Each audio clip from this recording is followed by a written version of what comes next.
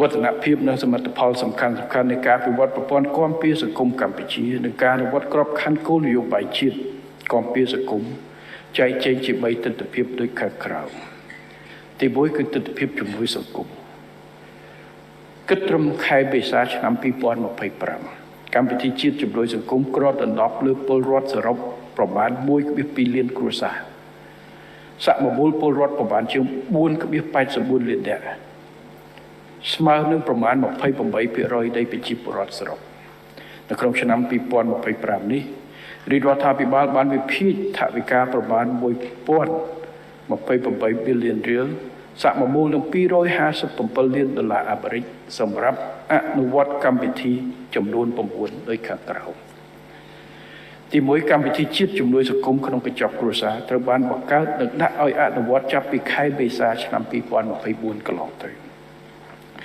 កម្មវិធីនេះគឺជាការធ្វើសមាហរណកម្មនៅកម្មវិធីឧបត្ថម្ភសាច់ប្រាក់ដែលមានស្រាប់និងកម្មវិធីបង្កើតថ្មីសរុបចំនួន4ទី1គឺកម្មវិធីឧបត្ថម្ភសាច់ប្រាក់ជូនស្ត្រីមានផ្ទៃពោះនិងកុមារអាយុក្រោមអាយុ2ឆ្នាំដែលត្រូវបានដាក់ឲ្យអនុវត្តកាលពីឆ្នាំ2019និងត្រូវបានពង្រីកវិសាលភាពជាបន្តបន្ទាប់ព្រមទាំងត្រូវបានដំឡើងកម្រិតប្រាក់ឧបត្ថម្ភទ្វេដងដោយគិតមកដល់បច្ចុប្បន្នមានអ្នកទទួលផលចំនួន 44,000 នាក់ទី2កម្មវិធីអាហារូបករណ៍សម្រាប់សិស្សក្រីក្រថ្នាក់បឋមសិក្សានិងមធ្យមសិក្សាដែលមានសិស្សក្រីក្រទទួលផលសរុបចំនួន 43,1997 នាក់ទី3កម្មវិធីឧបត្ថម្ភសាច់ប្រាក់ជូន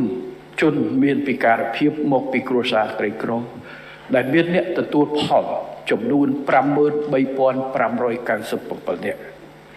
នៅទី4កម្មវិធីឧបត្ថម្ភសាច់ប្រាក់ជូនចាស់ជរាអាយុ60ឆ្នាំឡើងមកពីគ្រួសារក្រីក្រដែលមានអ្នកទទួលផលចំនួន 38,520 នាក់ជាមួយគ្នានេះក្នុងកម្មវិធីជាតិជំនួយសង្គមក្នុងកញ្ចប់គ្រួសារក៏មានឧបត្ថម្ភគោលមានការឧបត្ថម្ភគោលសម្រាប់គ្រួសារក្រីក្រទាំងអស់ដែលបច្ចុប្បន្នជាង 71,000 គ្រួសារបានទទួលផលនឹងការឧបត្ថម្ភសមាជិកដែលរស់នៅជាមួយមេរោគឬជំងឺអេដស៍ចំនួន 5,096 នាក់ផងដែរកម្មវិធីទី2គឺកម្មវិធីផ្ដល់អាហារតាមសាលារៀនដោយប្រើប្រាស់កសិផលក្នុងសហគមន៍ក៏ត្រូវបានដាក់ឲ្យអនុវត្តជាកម្មវិធីជាតិជំនួយសង្គមកាលពីដើមឆ្នាំ2020ក្នុងគោលបំណងលើកកម្ពស់អាហារូបត្ថម្ភនិងការសិក្សារបស់សិស្សនៅក្នុងតំបន់មានភាពក្រីក្រនិងភាពងាយរងគ្រោះខ្ពស់ដោយចូលរួមលើកកម្ពស់សេដ្ឋកិច្ចសហគមន៍ផងដែរ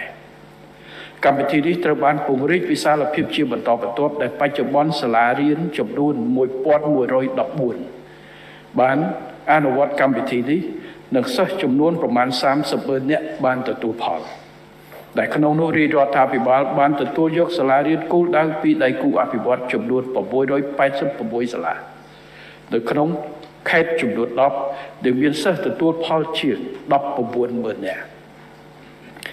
កម្មវិធីទី3គឺកម្មវិធីបណ្ដុះបណ្ដាលវិជ្ជាជីវៈជូនយុវជនមកពីគ្រួសារក្រីក្រនិងគ្រួសារងាយរងហានិភ័យត្រូវបានដាក់អនុវត្តឲ្យក្នុងគោលបំណងផ្ដល់ឱកាសស្មើគ្នាជូនយុវជនគោលដៅនៅក្នុងការទទួលបានការអភិវឌ្ឍជំនាញនិងឱកាសការងារកាន់តែល្អនិងប្រាក់ចំណូលប្រសើរនិងជីវភាពរស់នៅល្អកាន់តែល្អដែលមានយុវជនចុះឈ្មោះចូលរៀនចំនួន 11,000 នាក់នៅក្នុងនោះយុវជនមកពីគ្រួសារក្រីក្រនិងគ្រួសារងាយរងហានិភ័យមានចំនួនជិត 50,000 នាក់កម្មវិធីទី4គឺកម្មវិធីស្ដារជីវភាពឡើងវិញសម្រាប់ការផ្លាស់ប្ដូរលំនៅឋានទៅក្រុងរុនតាឯកដែលជួសែននៅឃុំពាក់ស្នែងនៅស្រុកអង្គរធំខេត្តសៀមរាបត្រូវបានដាក់ចេញដើម្បីគាំទ្រជីវភាពបន្ថែមសម្រាប់គ្រួសារដែលបានស្ម័គ្រចិត្តផ្លាស់ប្ដូរលំនៅឋានទៅរស់នៅក្រុងរុនតាឯកដែលជួសែននៅឃុំពាក់ស្នែងដែលបច្ចុប្បន្នមានគ្រួសារទទួលផលប្រមាណ 10,000 គ្រួសារស្មើនឹង 43,241 នាក់កម្មវិធីទី4គឺមូលនិធិសមធម៌សុខាភិបាលបានគ្របដណ្ដប់ក្រុមពលរដ្ឋគោលដៅទីនេះរួមមានពលរដ្ឋមកពីគ្រួសារក្រីក្រពលរដ្ឋមកពីគ្រួសារងាយរងហានិភ័យកម្មករក្រៅប្រព័ន្ធអ្នកធាក់ស៊ីក្លូកីឡាករជម្រើសជាតិ ក្រុមគ្រួសារជនពលីមរណៈបុគ្គល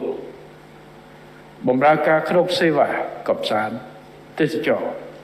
នៃស្ថិតិកិច្ចក្រៅប្រព័ន្ធនិងបុគ្គលក្នុងវិស័យសេដ្ឋកិច្ចក្រៅប្រព័ន្ធផ្សេងទៀតជារួមពលរដ្ឋចំនួនប្រមាណ 4.84 លានអ្នកបានកំពុងទទួលការថែទាំសុខភាពនៅតាមមណ្ឌលសុខាភិបាលសាធារណៈឬមន្ទីរពេទ្យរដ្ឋដោយរដ្ឋជាអ្នកបង់ថ្លៃជំនួស